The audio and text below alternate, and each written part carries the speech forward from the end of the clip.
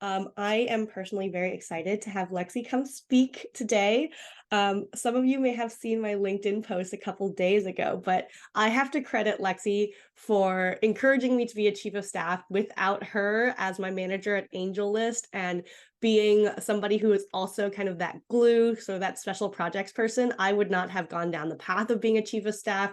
I would not have started this community. And so I feel extremely happy that Lexi and I's paths have continued to cross, and that she is working on something that is really incredible, which is really representing women and non-binary folks in engineering hiring and just in general, right? Diversity hiring all across the board. So I'm very excited that she's going to be talking to us about diversity hiring today. I'm sure many of you as chiefs of staff are the ones like looking at the hiring pipeline, writing job descriptions, making sure that, the culture of your company is conducive to having a very diverse team. So I think this is going to be a really great workshop today. So Lexi, take it away. Okay. Can everyone see my screen? Yep, Yeah. we can see. Okay, great. Okay, before I get started, I like a low pressure. I'm not trying to talk at you all. It's much more fun when you ask questions in the chat and we get more interactive. I think that this is hopefully a starting point as a talk rather than like the be all end all be all for everything diversity. There's so much we can cover, but I'm trying to give everybody just a really quick overview of like things we see. What is my company? What am I basing all of this off of? General trends in the market. And then I made a checklist for you all. We can go home with this deck after. And what I always tell companies who we talk to is like, this is the stuff we vet employers for anyway. These are the things women are vetting companies for anyway. So take this checklist and like do it. It's free for you and it's going to help. So, there's still, again, a lot more I could include. But yeah, okay, I'm going to kick it off. All right. So thanks to Clara for that very glowing intro. I'm Lexi. I'm the founder and CEO of Leopard. I can get into this more and you'll start to see more through the talk, but the gist is that Leopard is a marketplace for connecting women in software engineering to vetted inclusive companies, mostly tech startups. And before this, Clara and I worked together at AngelList for a long time. I worked for a competitor called Hired before that. And essentially, and I'm sure you maybe noticed from Clara's amazing ops for the chief of staff community that you're all are in, but we spent a lot of time building marketplaces for in-demand candidates, specifically software engineers, to get them the information they needed to feel comfortable moving forward with companies building products for this at a pretty large scale. So this is what we've done and, my experience specifically. And so same with my co-founder, Jordan, she worked with us there. And yeah, with Leopard, we honestly fell into this business by accident. I had left and started a different company. And honestly, we were just looking for a way to pay our bills and companies needed to hire more women. And so we said, honestly, this would be so fun if we can make this work. Maybe there's a marketplace here. And yeah, we ended up finding much better product market fit than anything we'd ever worked on. And yeah, I think it's been a great time working on this company. And if anyone ever wants to learn more on a one-on-one level, feel free to contact me after this and we can talk more about Leopard and how to do specific diversity sourcing for your open roles, your team. And honestly, I'm happy to give a little audit of what I see online, what doesn't work, etc. But before I get into this, I just like to recap. I'm not a diversity inclusion practitioner. I've never really led workshops before Leopard on this topic. I'm also not a people leader, right? I am one of you all. I'm a generalist. I'm an ops leader. I'm a figure it out jack of all trades. But have chatted with a lot of women in software engineering. I would say definitely 1,000 or more.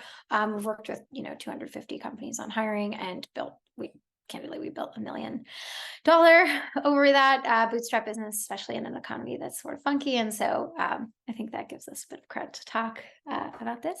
So, okay, I'm going to get into, were there any questions or anything? Okay, perfect. Okay, so diversity hiring 101.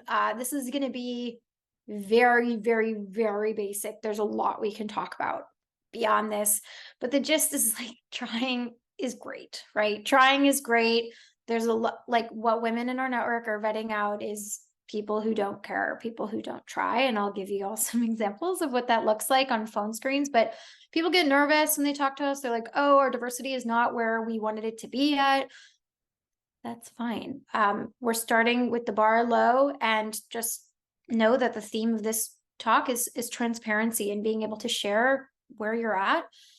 That's really like the thing we see work across the board for any company in any size. We place founding engineers, or the first engineer with 2 founders, and it's because of transparency. And, so don't worry if you're not where you want to be yet. I figured I'd share some quick stats, like, again, generalists, I know what you all do. So leadership buy-in.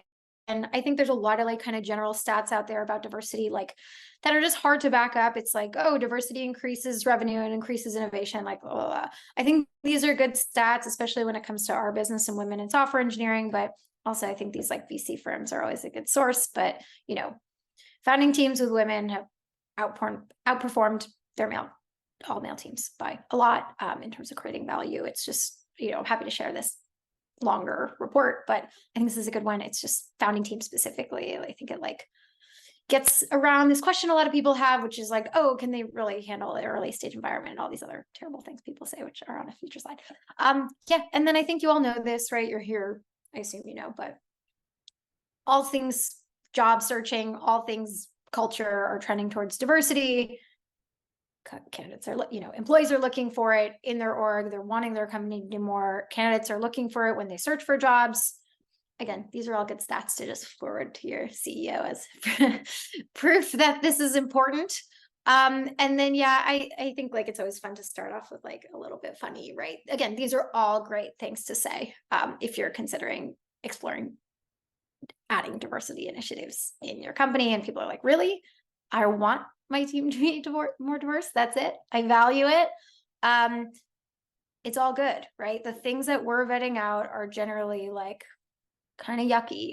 They're like uninclusive. They tend to not believe in diversity, that it's real, that it matters. These are all things I've heard on the phone, probably in the last year. There's a lot worse than this too. And the things that women tell us in terms of horror stories are just so much worse than you would expect. It's like, I was one of 50 in my org. I'm the only woman, and somebody told me they don't believe women should be in software engineering. Like, just garbage, right? So again, back to here, trying is fantastic. Again, you can see these. I'm not trying to like spend a bunch of time, talking smack about people, but okay, I'm just going to jump into learnings from Leopard. Again, as you saw, bar is low, transparency is key. I'm going to get into what that means. But I think that 2.5 years of doing this, it's not just a pipeline problem. Going back to this slide, right? Like, that's what a lot of people say. They kind of believe like, oh, we can't really increase the ratios of our engineering teams to add more women. And it's not true. Like, it's 1 in 5, right, are women in software engineering.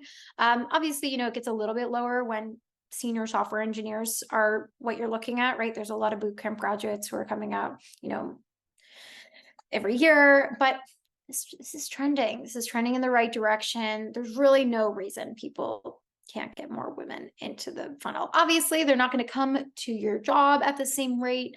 They're not going to be in referrals at the same rate. We can assume 1 in 5, maybe, if just as a baseline number. But I included this. This is from layoffs, FYI. I don't know if I should have included it, but it's like, how do they really measure this? But women have been really hit hard by these tech layoffs. And again, there's like so many complicated aspects to that, but it is a great time to be trying to recruit more women in software engineering, which is why I included it ultimately. How do they measure this? I'm not exactly sure, but I just figured I'd include it. And so what have we learned? Like, talking to thousands of women, especially compared to the things we worked on in the past at AngelList, like, women just have more questions during their job search on average compared to candidates we've spoken to on previous platforms and products and in the job search. It's just kind of that simple. To say all women have the same questions is like totally weird and not helpful. But usually we find that women are joining our network and asking for help vetting companies in at least one, but usually a couple of these areas. It ends up being things that they use to decide which offer to take. And candidly, most women just still don't have the information they're looking for at any of these areas to feel really comfortable moving forward with a job.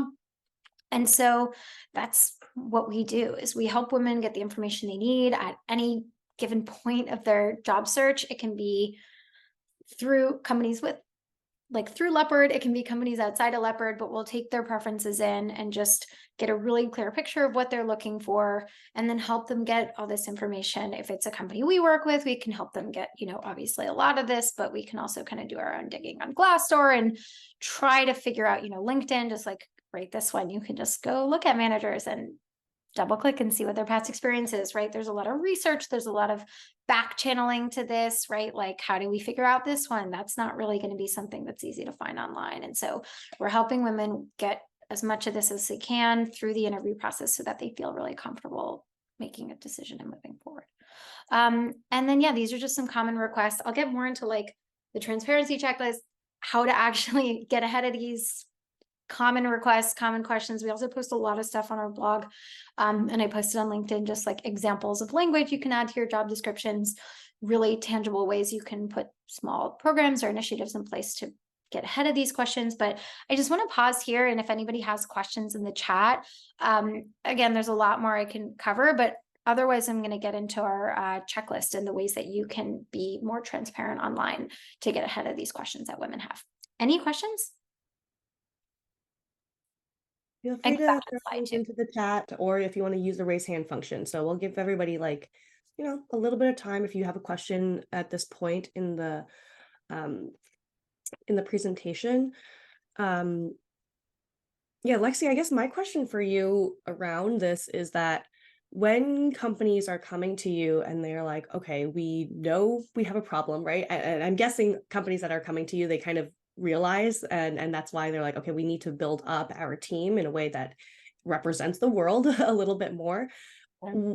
How, I guess, like, what is your process when you're trying to figure out like what they have already in place, or do you kind of start from the same baseline with everyone and just ask them the same questions? It's a really good question. Again, back to the imperfection, we're kind of working with what we have. Sometimes people they're just two founders and contractors, and they don't really have a team to even talk about, let alone a culture. And so we kind of say, like, what do we have to work with, and create a story around that. And I can share some examples with people if they want to see like just how we position companies. I would say we're more like the infatuation than Yelp. I don't know if that hits with this group, but like, it's more of we write our notes on why a company is interesting and compelling. Again, transparency is key. Like, honestly, all the topics we're going to get into are just, if you see one that you can answer, perfect, right? If you don't have the answers to any of them, that's okay too. But the more, the better is what I would say. Any other questions? It's okay if people don't. I kind of just said a lot of stuff at them. And so, people give me like some sort of like encourage. Is like, is this tracking? Is this resonating based on what people are seeing?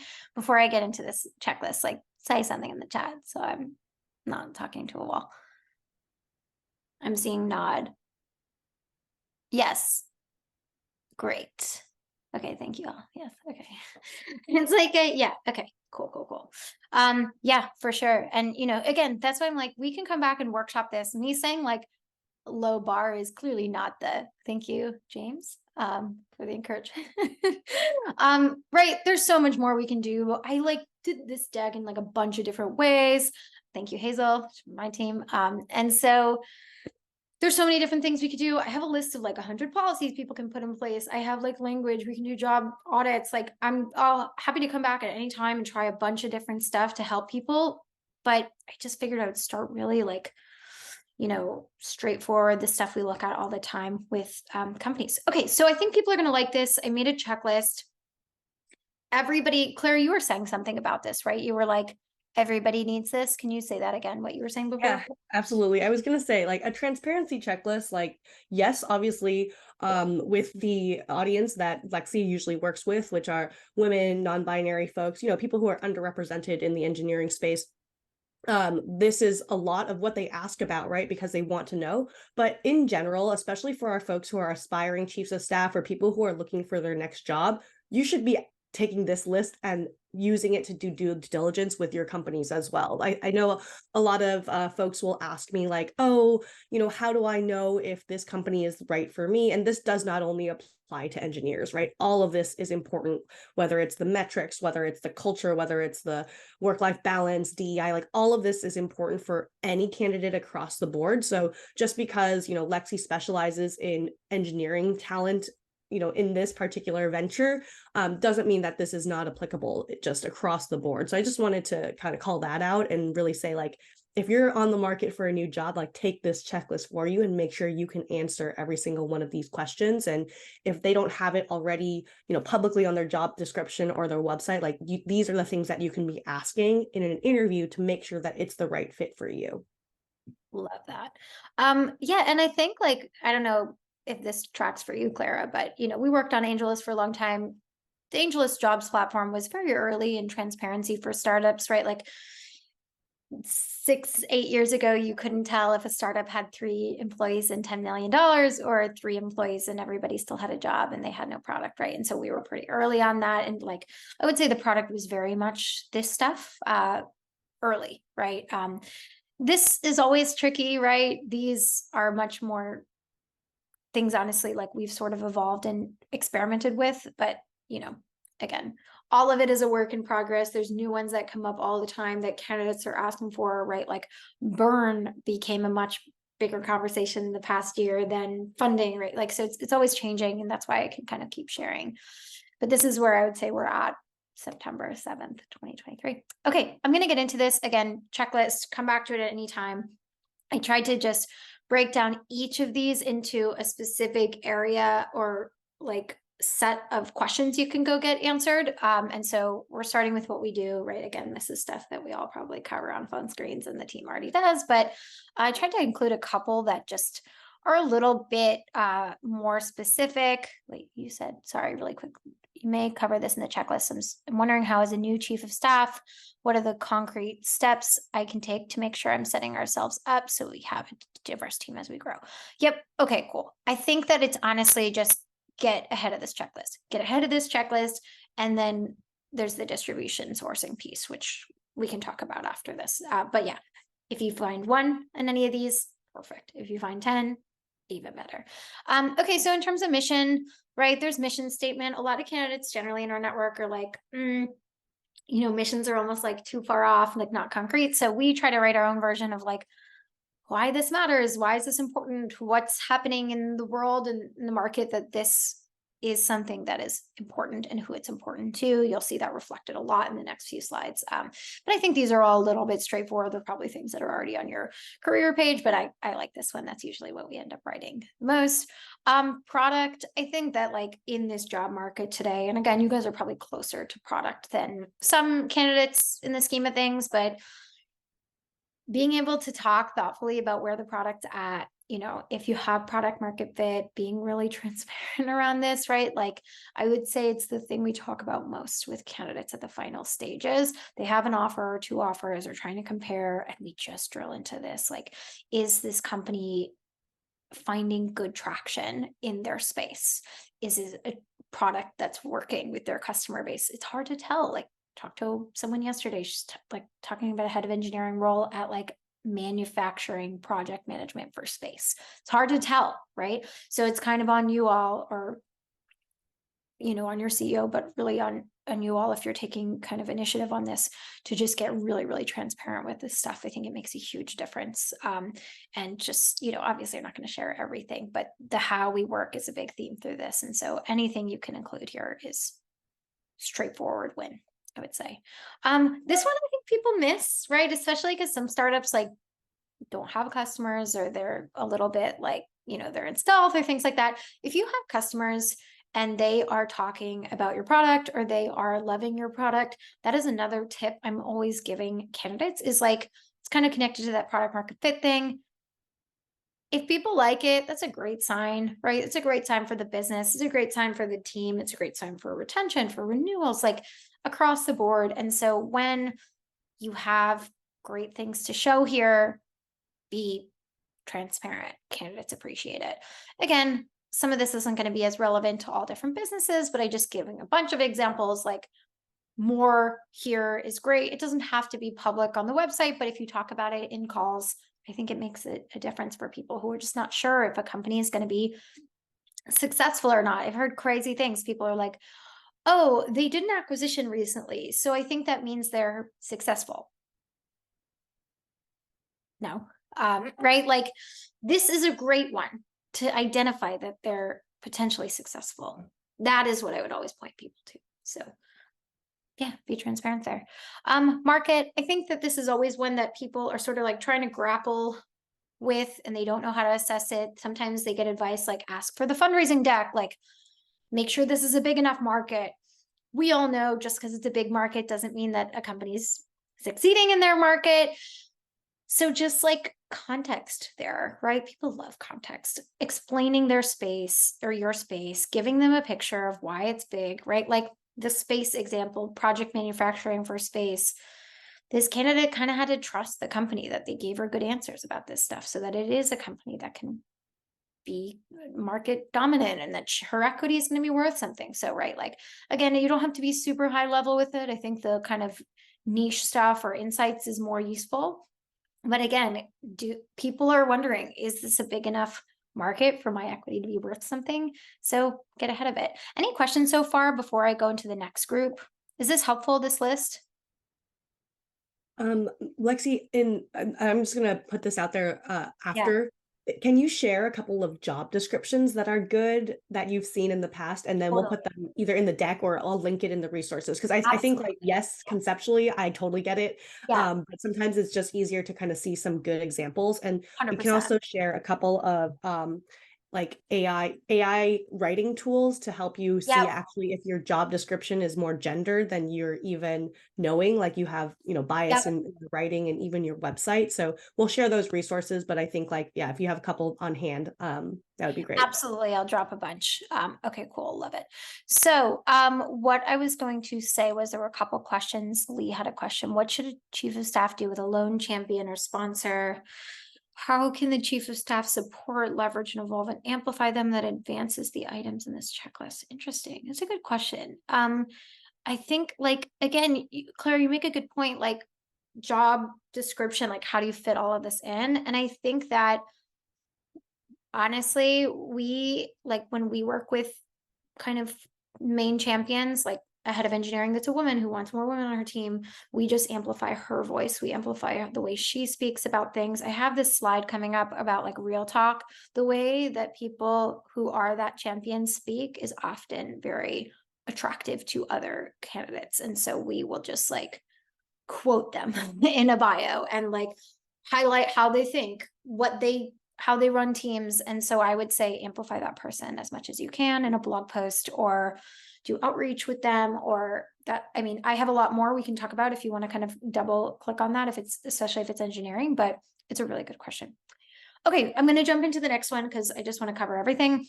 But again, tangible is clearly like, you know, as I mentioned, there's like so much to cover here and it's hard to fit it all into one talk. So, okay, how it's going, right? So that was like what we do. I think people cover this pretty well. I tried to give examples of where to go further, but this is like the theme lately, right? Like, is this business even functional? Like, is this business about to go under?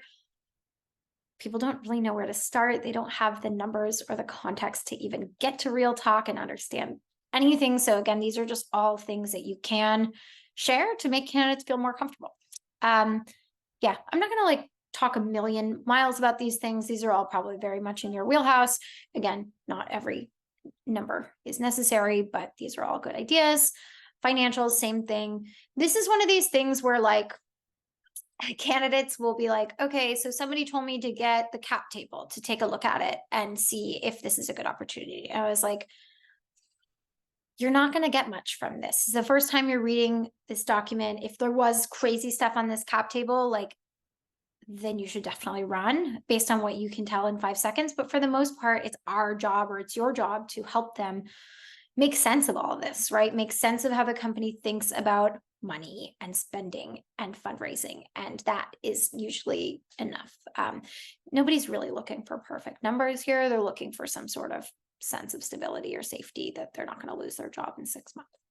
Again, this list, there's a lot to go click on further, but I'm just going to go try to go quick. Funding, this was like more in trend, as we all know, like a couple of years ago. People still definitely ask, they want to know some of this. Again, it's like they're honestly getting they're getting recommended, like people tell their friends to ask these questions on interviews, right? So they probably even come up more than these. I would spend more time on this than I would on this, but again, just common questions people are asking. They just, again, want to make sure the company's not going under, and they want to make sure on some level that their equity is going to be worth something. So, again, I think you all know this, but I'll just keep And I'm going. just going to hop in real fast as Yeah. well on this last slide about funding. Yeah. The future funding also affects, and I'm going to talk about this in a chief of staff perspective, but the funding of the company also affects your salary directly, right? Because a lot of the time, a chief of staff is sitting at the executive level, and your executive level salaries are directly impacted by funding because if you have an engineering team or you have a technical team, you have to pay quote unquote market price in order to attract the best talent. But as an executive team, they are usually the ones who kind of take a little bit of a hit, right, to get the company extend runway. Maybe the founders, have other exits or something, so they are able to kind of save a little bit of money that way. And so I always tell people, if you're negotiating your chief of staff salary, try to get 3 numbers. Try to like play around and see what your sliding scale of like this base salary versus this amount of equity. And then depending on when the next future funding round is, you're going to be able to negotiate your salary to go and reflect that. So just keep that in mind. I know it's a little bit more complicated and we can always talk about more specific scenarios, but I wanted to throw that piece in there. On expected timeline for future funding, it's even more important for you as a chief of staff than maybe some other functional talent. 100%. Oh, this one's like where we get excited, right? Like transparency is hard. These are, in our opinion, our favorite things that leadership does is like real talk. I think candidates really like it. And, again, this is like sort of a negative list, but you can be positive and like, we're not there yet. We're not, we're still figuring this out. I think that when people get ahead of these conversations, when they can talk about them candidly, it builds a lot of trust. So yeah, again, you'll see they go from harder to softer stuff as I go through this talk. This is where we start to have a lot of fun and write our own versions of what people say. And like going back to Lee's question, like telling the story from the person who is that champion, how they speak, how they think, how they approach culture. Really good start. Okay, I'm going to get into the how we work. I think this is like, as we go, this is way more fun, this stuff. And it's like a little bit newer and it's probably things you think about all the time, especially like running a lot of these things internally, but candidates are interested, right? They want to know and ask all sorts of questions. It's probably the main criteria people have in our network is culture. And we'll get to that in a second, but again, hard to soft. Comp, again, we don't need to like go into this a million times. This could be a whole talk, compensation planning. It's probably been 50 talks or 100 talks. We can come back and do this. We have a lot of things that generally seem to answer candidates' questions. Yeah, real talk. Totally agree. Honestly, okay, got it.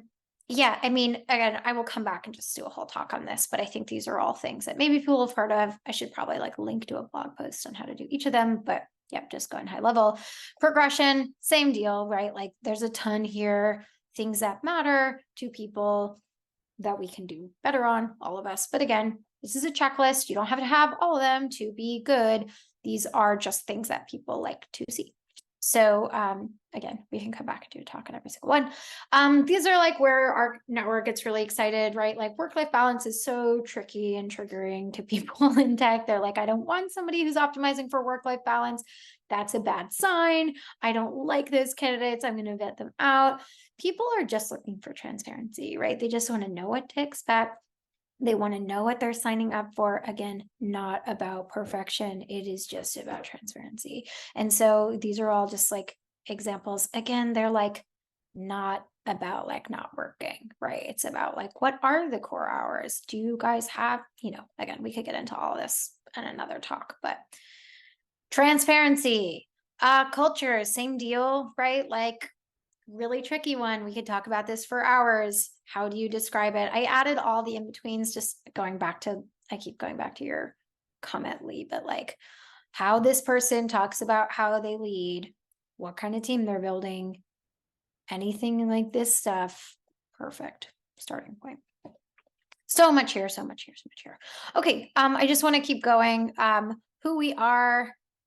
I believe it's such an important aspect to not promise anything, but be honest, transparent, expectation management, 100%.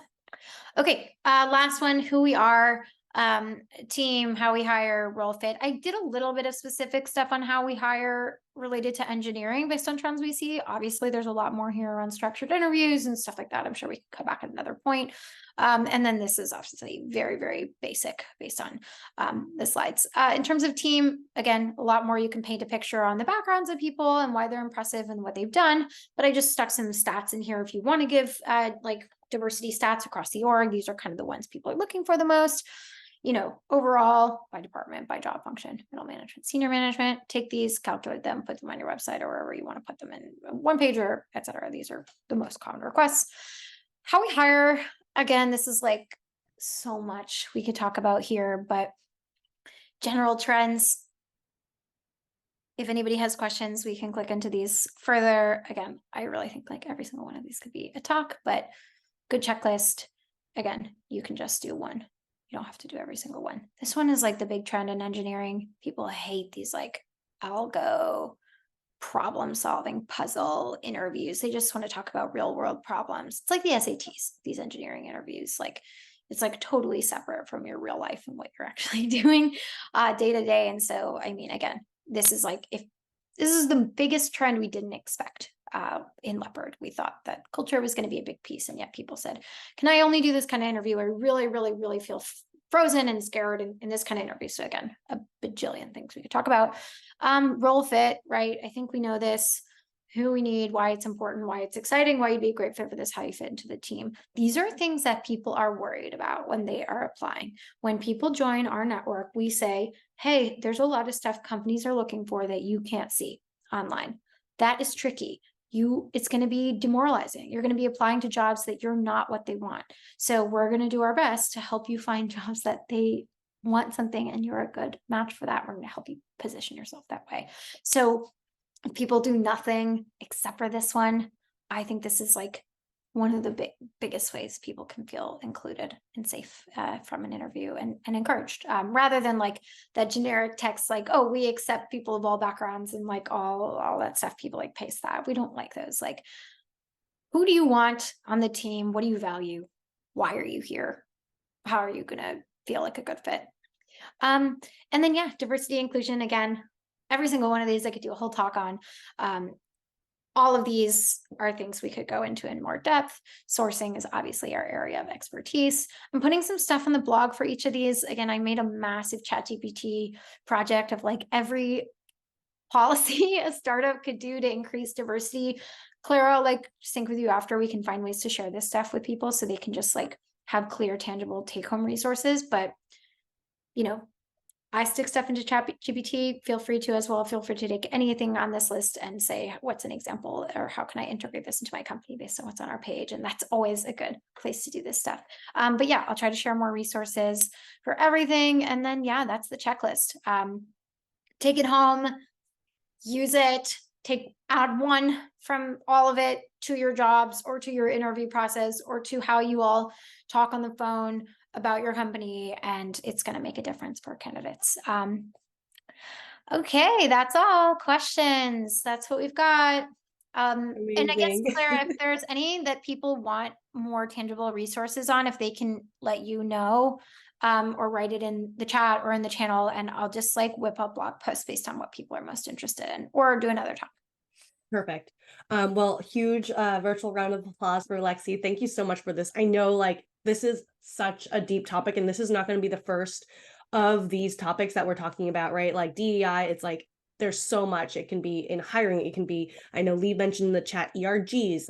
How do you give, if your company can't provide those resources, how do you bring in external resources? So there's a lot to unpack here. So I know we have about 20 minutes and I want to make sure that, you know, we kind of talk through some these things. And if anybody wants to come off mute and ask a more specific question around your situation, we can also pause the recording so that you can feel free to share very openly and candidly. And we will get these slides from Lexi so you can take them back to your company and share with your company, et cetera. So I want to kind of go back a little bit and talk. I know Jordan asked a couple questions and Lee here as well, and we can go down the chat. So if you have a question, use the raise hand function or continue to throw things in the chat, and Lexi and I can kind of go back and forth on a couple of these. But specifically, as a chief of staff at a small team where culture is more malleable, what are the most effective concrete steps that one can take to make sure that we are setting ourselves up to have a diverse team as we grow? So I have a couple of thoughts here and I want to share. Then Lexi, feel free to like ping pong back and forth here. Please. Since Yeah, you I go think you did first. an incredible job like changing like the diversity ratio at Angelus. So Thanks. I always like to say, chief of staff, COS, culture operations strategy, right? So like you're going to need, this is exactly part of it. And because the culture is so malleable, especially if you're in that like 0 to 25, 30-ish, I think the most important thing you can do first is do an audit, is like look around the company and be like, what do we look like? Do we all look the same? Do we look different? What does it even look like right now? And then because at early stages, like you may not have a culture doc, right? You might have a couple of values that the founders have put down in writing, like when they first started this company, and they're like, oh yeah, we need to make a page about this, or because we're starting to hire. But chances are, like, if your team has grown even 2 people, 3 people, 4 people, those may not necessarily be the right way to describe what your culture really is. And so just like you do a listening tour when you start as a chief of staff and you're talking to everyone to kind of understand what it is like they do, how can you be helpful?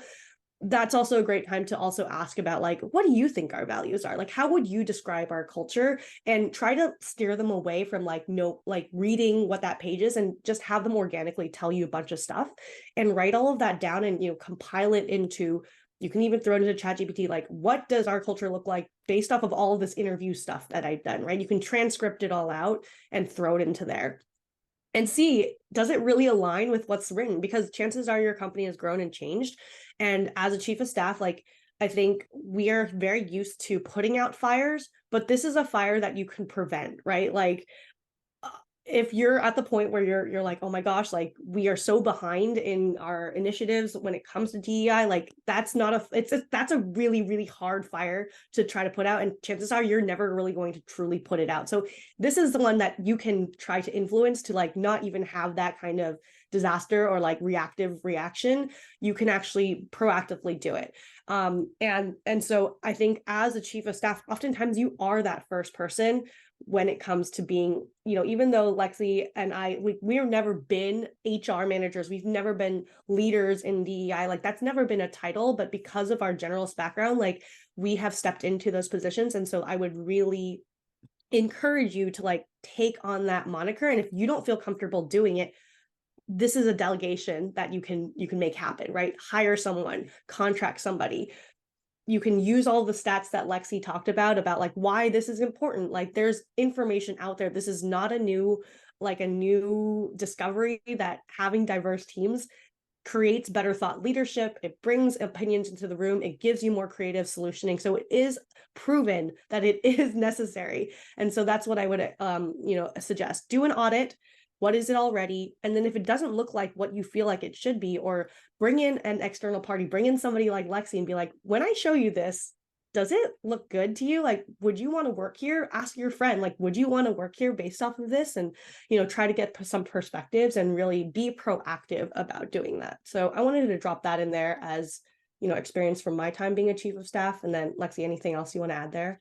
Yeah, I mean, I think you covered so much. I went back to this one, this like how I love the audit. I actually like had an audit in this presentation and then I cut it because it was like just didn't have time. But there's this how we hire thing that's like pretty common these days. It's like what to expect during the interview process, what to expect like about this company. And I think that can be a really good place to start. And also it's a really like if you were to hire a Leopard and share a doc and say, here's what you can expect working with us, or here's what a candidate can expect, it's really quick to get feedback on, right? So like, oh, we have notes in our database. I'll show people sometime if they ever want to. I'm not putting it in this video, but like work-life balance is bad. 5 days in office, low work, like low tolerance for X. And so like, if you can just be honest in this doc, I think it's pretty quick to get feedback from external people, even if, as Clara said, it's a friend. Next question. Oh Yes. yeah. Answer So, this. Sorry, you go. yeah. So Lee added on to Jordan's question here. What should a chief of staff do with a lone champion or sponsor who is invested in DEI? How can the chief of staff support, leverage, evolve, and amplify them in a way that advances these items on your checklist? So why don't you take a stab at it? I have some thoughts as well. Yeah. I can chime in. Okay, cool. Yeah. And I think I was kind of like clicking on that one. I have really good examples in our database, but I don't know if my answer sort of throughout was like, amplify that leader, amplify their voice, blog posts, how they describe culture. It kind of gets into Jessica's question. And that's why it's nice that we get to write our own review. We just use quotes, what that person Mhm. says, interview them, have them Yeah, talk. and I think so in this situation, that person shouldn't be alone, right? Because you are also there. So now you have two people. You've doubled the size of your team. And so that's kind of like my initial reaction. If somebody is coming to you, I'm not going to say that you messed up because it's not, again, trying is good. Like the fact that you're taking the meeting with that person is good. But if they're coming to you, like you just got a new resource, you just got an additional person who's going to be your champion in doing this. So like work together. And then on top of that, because you're the chief of staff, like how do you recognize this person, right? How do you give them the credit to show and reward that this is an important thing at your company and be like, okay, you either shout them out or they get the secondary title, or you can pump resources, you can budget allocate, like you have that power as a chief of staff to make those suggestions. So if someone's coming to you and saying, I think that like our culture needs a shift here and I want to help do it, but I don't sit at that level that a chief of staff does. They're coming to you because they know that you can help them leverage. That's the best way that you can support them, is like, how can you give them money? How can you give them time and space? Can you give them time at all hands meetings, at town halls or something, to help, exactly what Lexi said, amplify their voice, and then encourage other people to come in and join these things as well. I think like there is a shift that you need to make from like wage work, right? Like, okay, I code this many lines and like that brings our product. And this is like long-term thinking, right? Like, okay, if we create more events around diversity and we actually take the time to give back to the community and find, boot camps that have a lot of women and we bring those people in, like, yes, that's not going to build your product in the next day, but this is going to give you that long-term advantage, and like thinking about it from that perspective. So moving from that hourly work kind of structure into that longer term thinking is a really great way to be able to like help this person really step up into that. And I would say like the things to look out for here is probably the person who's being a champion, they are underrepresented or they are a minority, and that's why they're bringing it to you. So really make sure that you're able to balance that with, okay, how can we make sure that, again, you're being rewarded for these ideas and for speaking up, and as a chief of staff really being able to provide that extra resourcing for them. Yeah, that was another question. Was that Lee's question in the chat? Yeah. Yeah, like, should you be paying people? I mean, it's like really common, right? Same thing with the interview process, the diversity, like panels, right? Like some people are always getting pulled into interview panels. They're like, wait, my peers aren't, like, why do I have to spend all this additional time? It's really tough, right? Like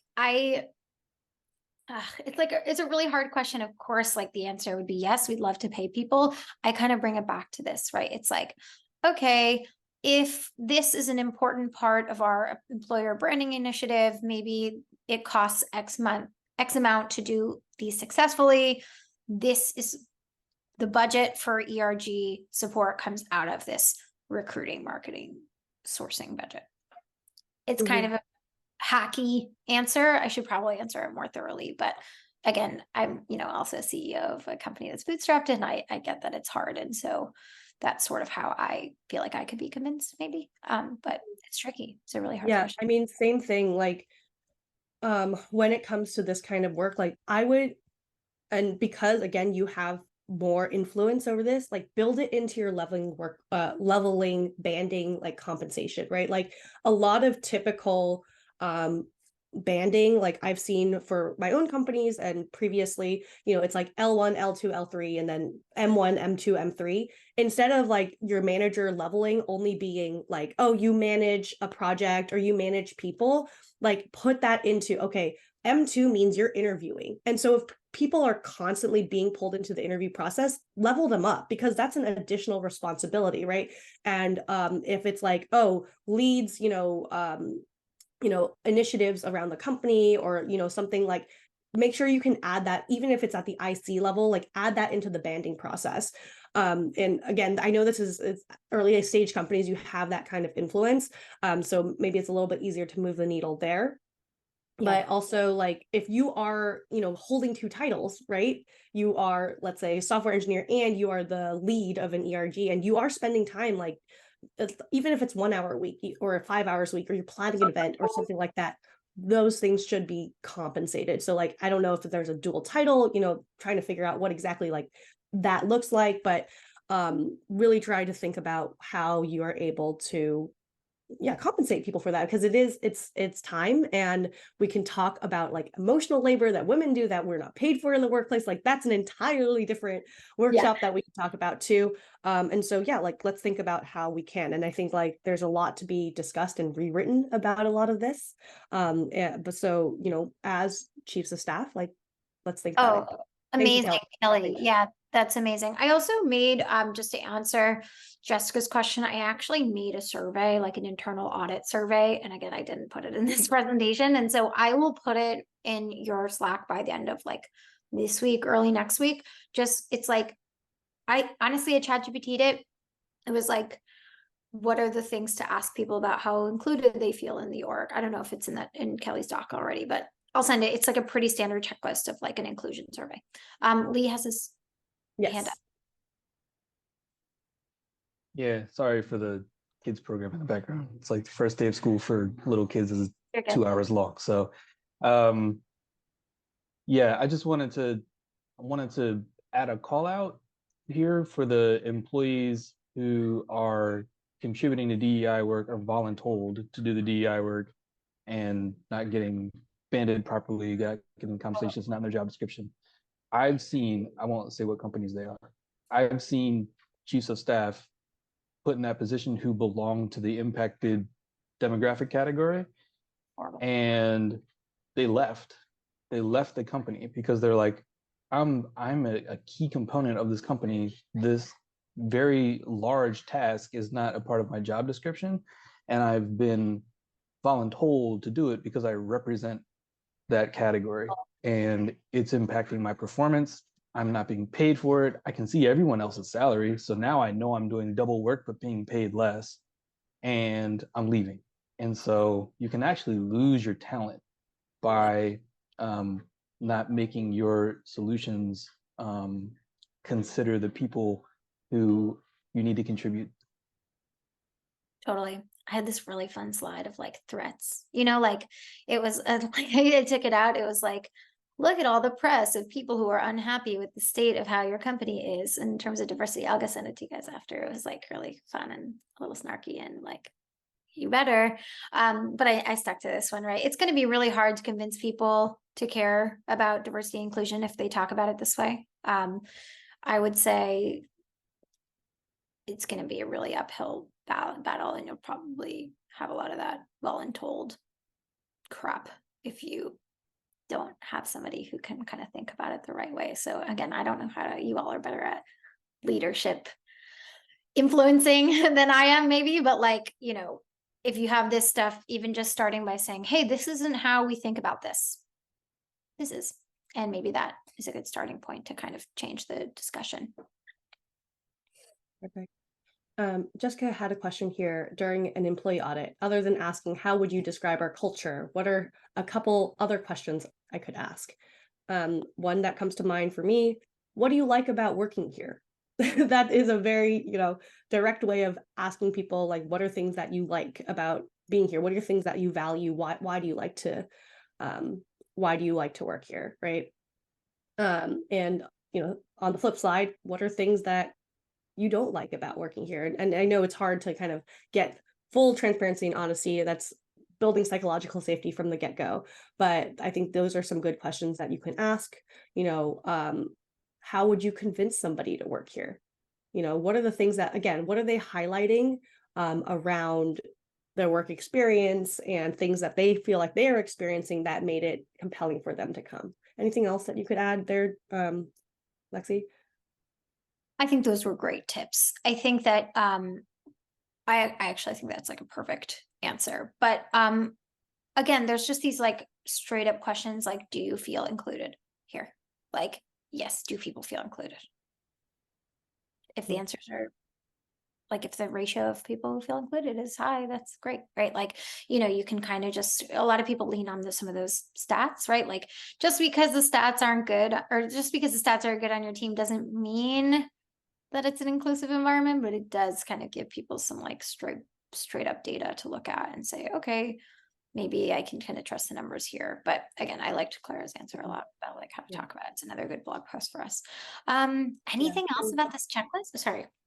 No, I was just going to kind of jump off of what you said, and Kelly is saying this in the chat. Like, even if your team is diverse, right? Like, if you have a historically oppressed person, Kelly, I'm just quoting you directly, so credit to Kelly for saying this, but if you have a historically oppressed person and they're equal to someone in the privileged group, that they're actually so much stronger because they fought so much harder to get there. And I think that's like exactly what you're saying, Lexi, right? Just because let's say your gender ratio is similar on a team or something like that, it doesn't necessarily mean it's completely done and it's inclusive and you've solved the problem.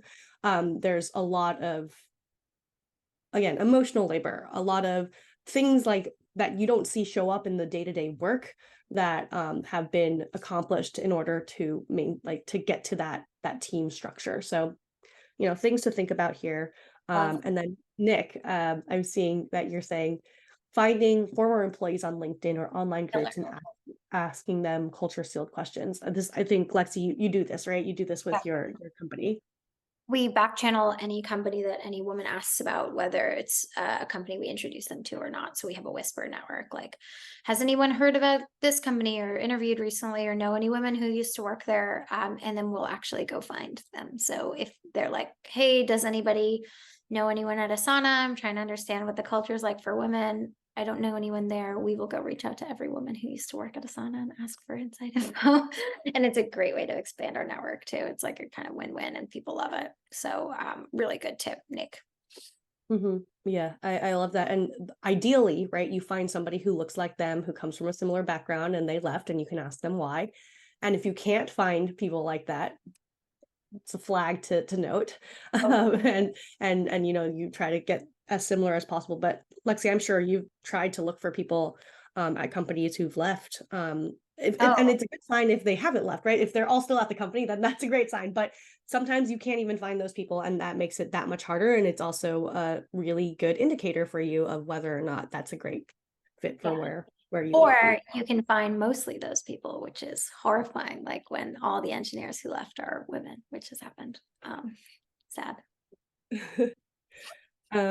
Amazing. Any other questions? Anything else? I know this is oftentimes, I think, a better topic for discussion. Like, obviously there's no one right answer, and we could definitely do a facilitated discussion around this topic. So if anybody wants to kind of follow up, I'm happy to host one of those for us. But yes, any other last minute questions, things that you'd want to chat about? I would say, everybody, if you have additional topics that you want to do, I'm happy to join too. Like, let's hash it out. And it's a good video for us too, as long as, we'll find the mix of public and private. But if there's any topic that you want to go further on, just tell Clara and I'll come back. Yes. And Lexi is in our Slack. So, feel free to DM her if you have more specific things, or of course you're looking to hire women and non-binary engineers, you can reach out and Lexi's can take a look at your job descriptions and things like that. But thank you so new much. Candidates. Yeah. And also introduce you to software engineers as well. So Amazing. You Well, guys. thank you again to Lexi for joining us. I know this is a very difficult topic and it's nothing that we can solve in 1 hour, but hopefully this gives you a jumping off point. We'll share the slides with everyone. And I hope everybody has a lovely weekend. I know it's school starting season for a lot of parents, so best of luck. I'm wishing you all the best in navigating new schedules and things like that. And hoping that everybody has a wonderful start to their fall season. So see you all soon. Bye, everyone. Bye.